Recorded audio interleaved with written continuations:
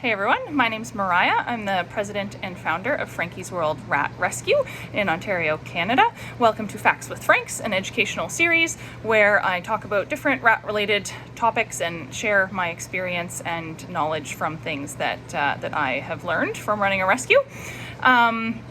Today's video is going to be about hammock safety and kind of some general tips for safety of cage setups. So the inspiration behind today's video is unfortunately a very important lesson that I learned from a very tragic story. 2 weeks ago, I was feeding Scraggles and Scoobs, my two naked rats, some banana pancakes, their favorite. I gave Scoobs his, then I was looking for Scraggles to give him his. I saw his head peeking out of a hammock on the other side of the cage. I went to hand it to him, and then when he wasn't grabbing it and wasn't moving and was a little more pale than I would have expected, I realized that he was dead. He had been laying inside a fleece hammock with his head sticking out a hole through the top, and it had strangled him.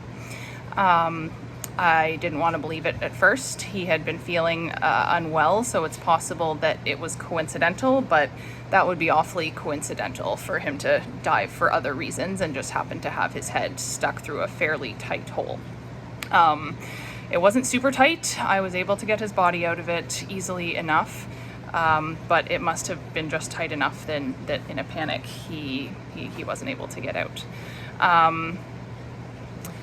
I was devastated. I didn't know what to do. I felt a sickening kind of pain that I've never felt before. I feel responsible for his death.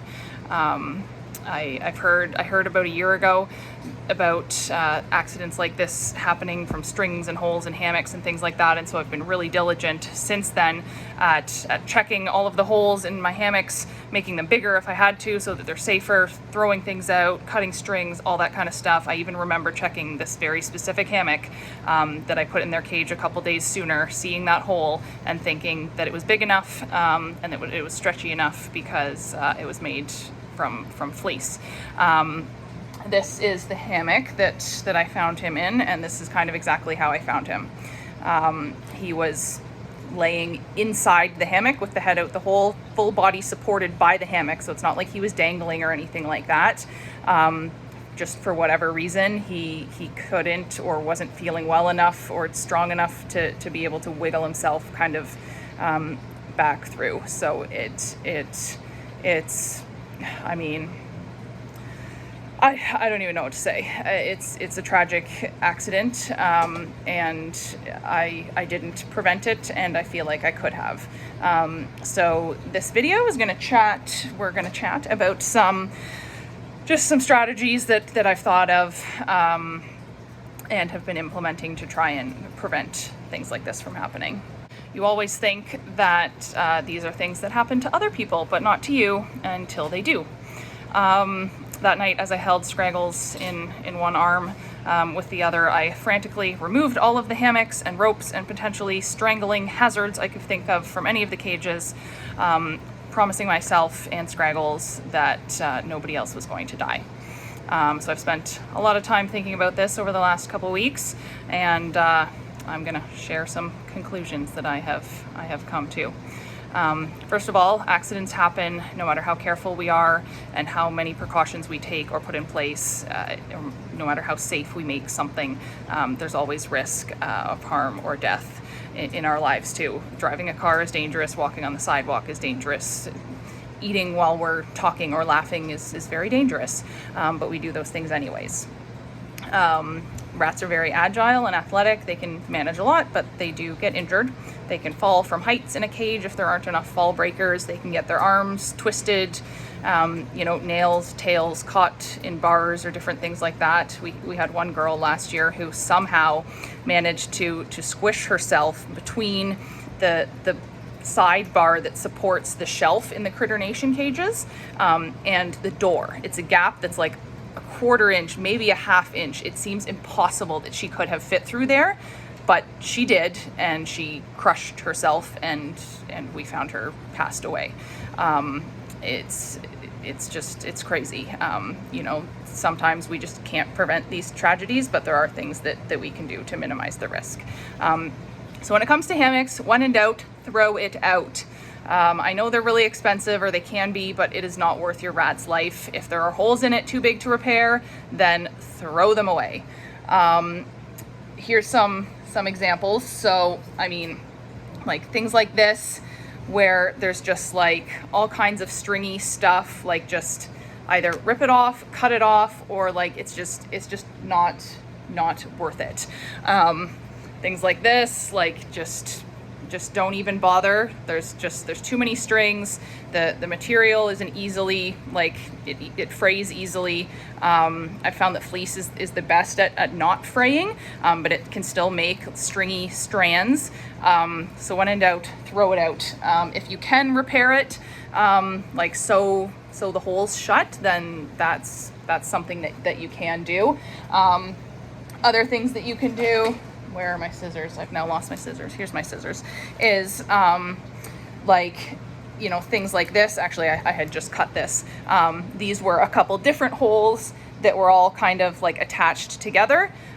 So I just went through and cut them to make them one big hole. So now it's just like a pocket that they can go in instead of a bunch of tiny holes that they could get things caught in. That's another thing that you can do. If you have holes in hammocks or blankets, I mean, anything can have holes in it. Just because it's on the ground and not hanging doesn't mean it's not a risk. They can still get stuck in it. So any holes that are too small that they could get things stuck in, I just kind of cut them and make them a bigger hole. If there's too many little holes in something, then I just throw it out. You can use, like, you can cut out chunks of the fleece blanket, so then you can still use some of it. Just cut out all the pieces that have all the dangly things. If a hammock is mostly intact, like this one is, just like sew over the corner, put a new thing on. Oh, there's holes there too. If there weren't holes there, sew over the corner, put a new hook on, and then it can still be used. If you're gonna make your own hammocks, I make all of our hammocks because it's cheaper and it's fun, and I know how. And it's nice to repurpose things. But make sure to use good fabric like fleece, rather than crappy secondhand old like Walmart shirts. Certain materials are just bad and just turn really stringy really easily.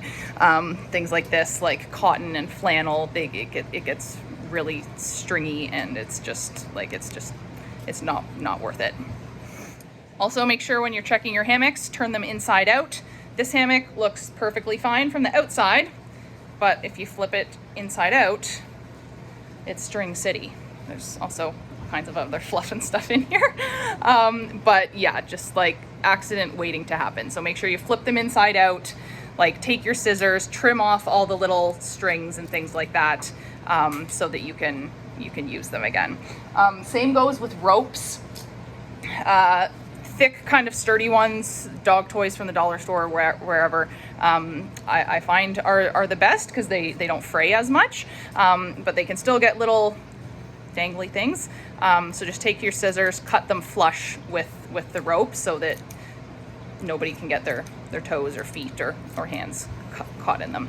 And if there's longer strings, I mean, a head is possible as well. Ropes like this from the pet store, they're sold for like birds and I guess rodents and stuff as well. They tend to fray less often than other ropes. If you're like me and you like to be thrifty and try and DIY stuff and use like old shirts and whatever to make ropes, I would advise against it, because that's just really easy to have things dangling and not all intact and one piece. So I would avoid that if I were you.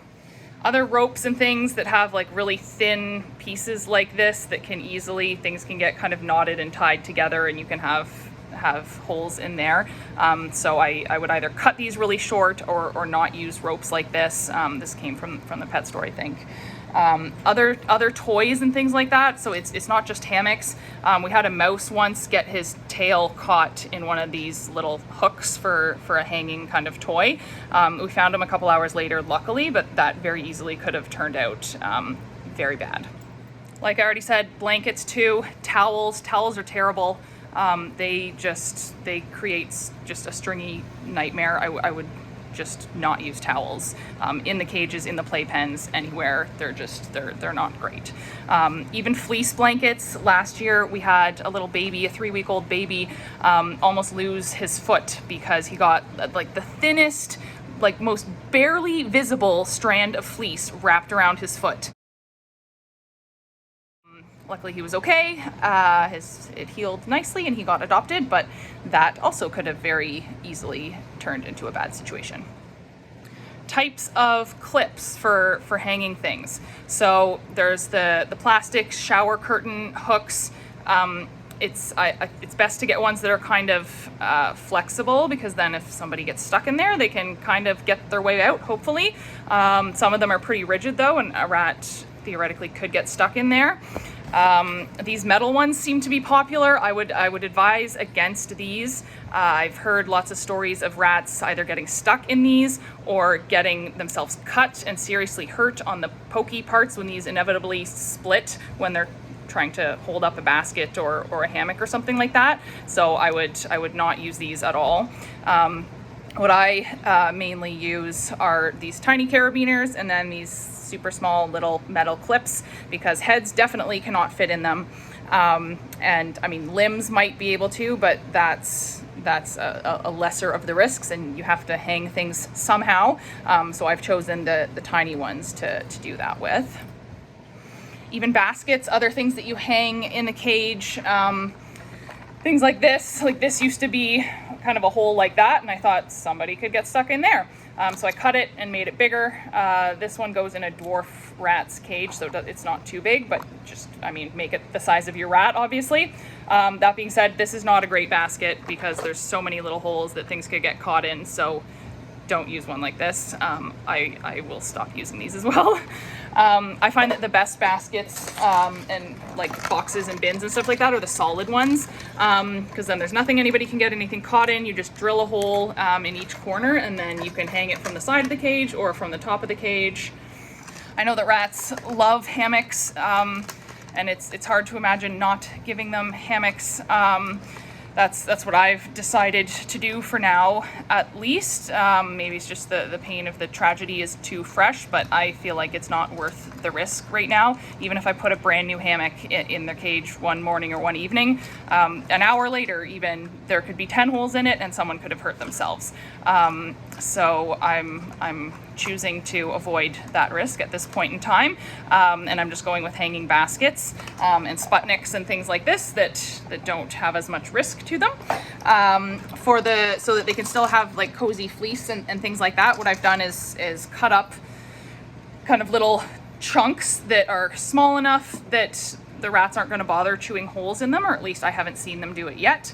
So then you can fill the basket full of little chunks of fleece so that they can burrow in that, and then you can easily shake them out, put them in one of those mesh laundry bags, and wash them and reuse them. Other random baskets and toys. I had this as like a house in a mouse cage, but they started chewing through them, and then I saw someone get stuck one day, so I took these out. Like random little kids toys, like a baby rat could totally get their head stuck in that hole, so I'm gonna just cut it so that it's open and not a hole on the side.